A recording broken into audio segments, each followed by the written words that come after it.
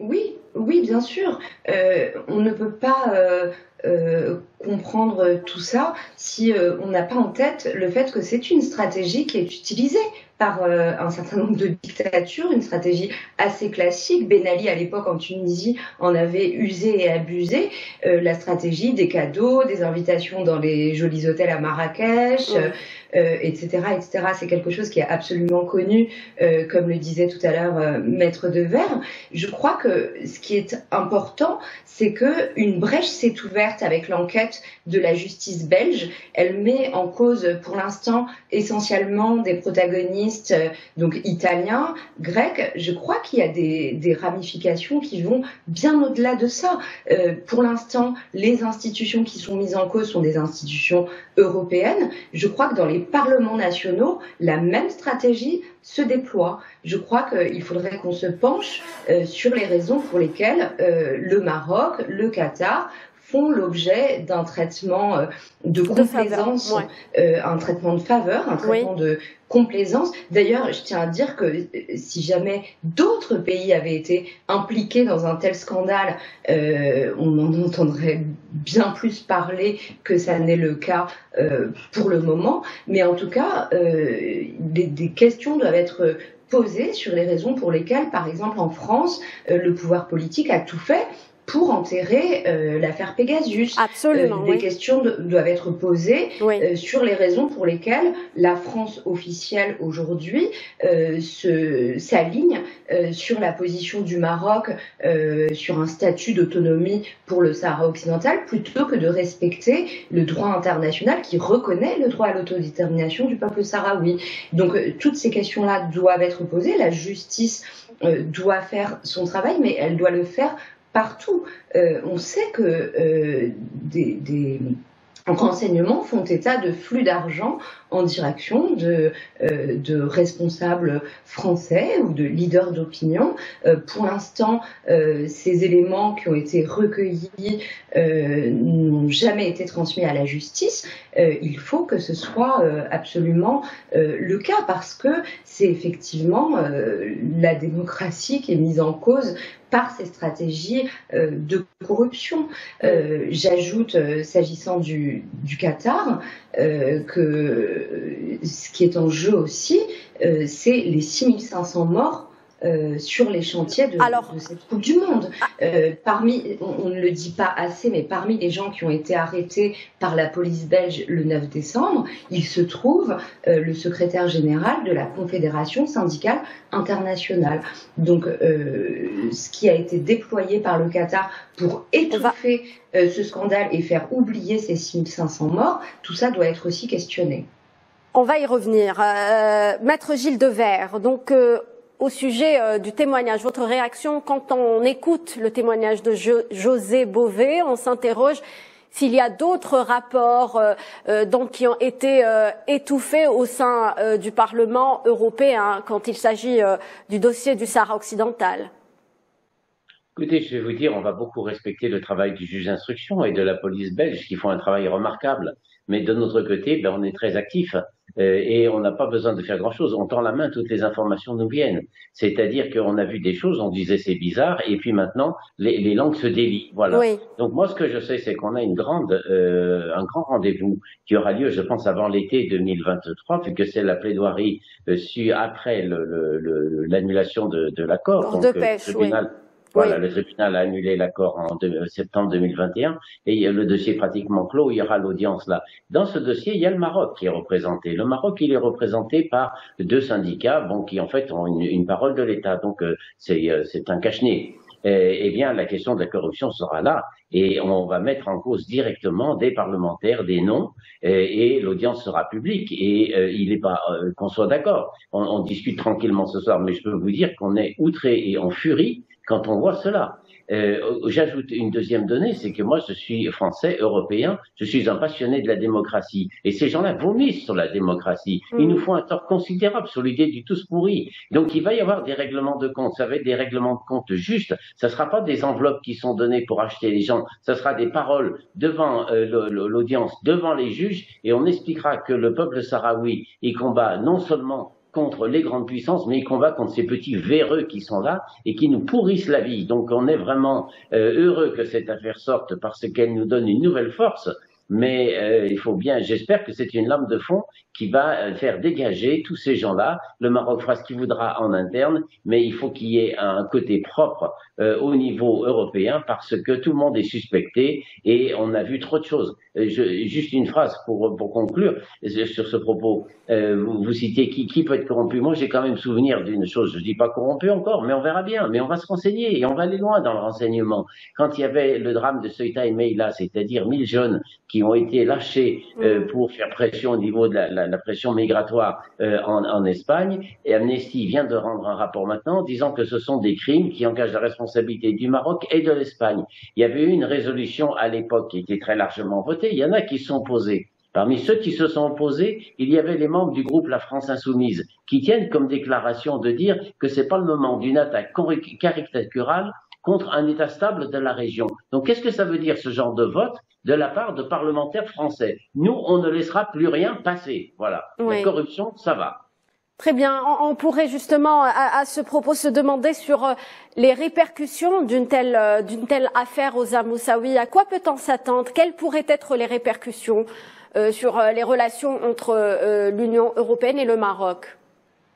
Alors, pour l'instant, les répercussions ne sont pas très claires. Hein. Il y a aussi cette question des chantages qui sont exercés par les pays mis en cause.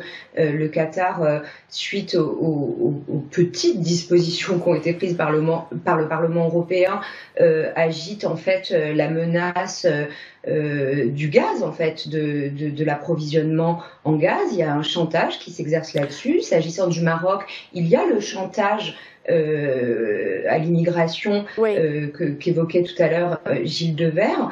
Je crois que c'est au niveau des opinions publiques européennes, françaises, que les choses doivent bouger. Effectivement, la justice belge va vite. Il faut qu'en France, les médias fassent leur travail. Il faut que la justice aussi fasse le sien. Il faut que tout soit transparent et que si des faits de corruption ont pu avoir lieu de la même manière dans des institutions politiques en France, eh bien tout ça doit être mis au jour.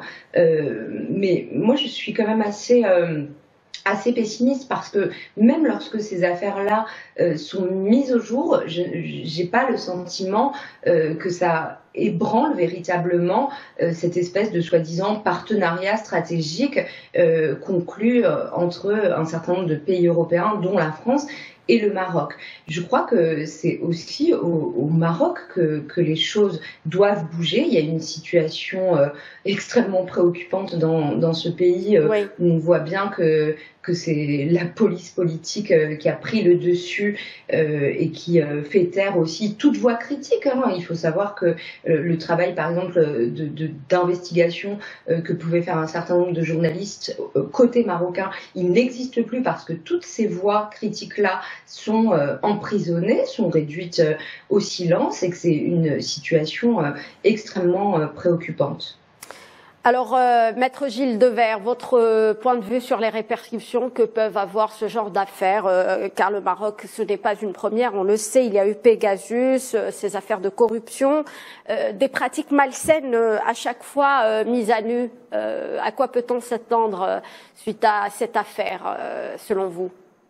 Écoutez, notre grande chance, c'est que cette fois-ci, on passe devant une justice qui a l'air très indépendante, très déterminée, et qui est la justice fédérale belge, que vraiment on salue ce soir, parce que je suis pas du tout sûr, quand je dis je suis pas du tout sûr, je suis vraiment sûr de l'inverse, que si l'affaire avait explosé en France, on aurait eu les mêmes diligences. Bon, donc la chance, et ce qui marque par rapport à d'autres dossiers, c'est que c'est la justice belge et que manifestement elle avance et qu'il y a des fuites qui ont lieu, bon, de diverses manières, mais qui sont là pour dire que ce dossier ne doit pas être enterré. Voilà. Deuxième chose, il va y avoir le rendez-vous devant la Cour de justice que j'évoquais. Et vous savez que je ne suis pas muet et quand il y a des choses à dire, elles seront dites. Voilà. Ensuite, j'ai une troisième chose qui va jouer, c'est que pour le moment, on suit ce dossier. On le suit avec beaucoup d'attention et on regarde le travail de la justice. Mais s'il y a la place pour une constitution de partie civile, c'est-à-dire que le peuple sahraoui, qui est victime là-dedans, parce qu'il n'est pas appauvri directement par la corruption, mais ce sont ses droits qui sont bridés par ces manœuvres incessantes depuis toujours. Hein, le grand prêtre de tout ça,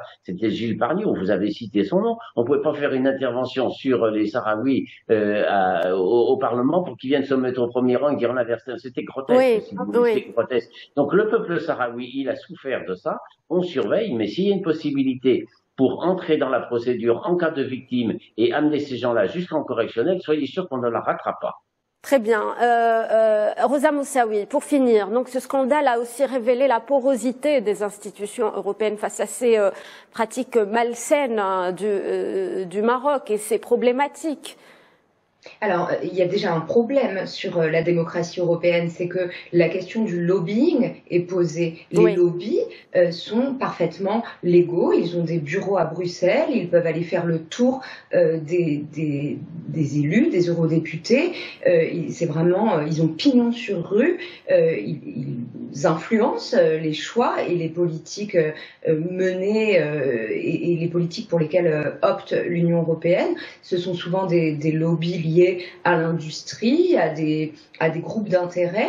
Là, on passe dans une autre étape. Il s'agit d'État. Il faut rappeler que tout cet argent, Maître Devers avait raison de dire que lorsque de telles sommes en liquide circulent, c'est aussi pour acheter des consciences, une à une, verser des pots de vin, un à un.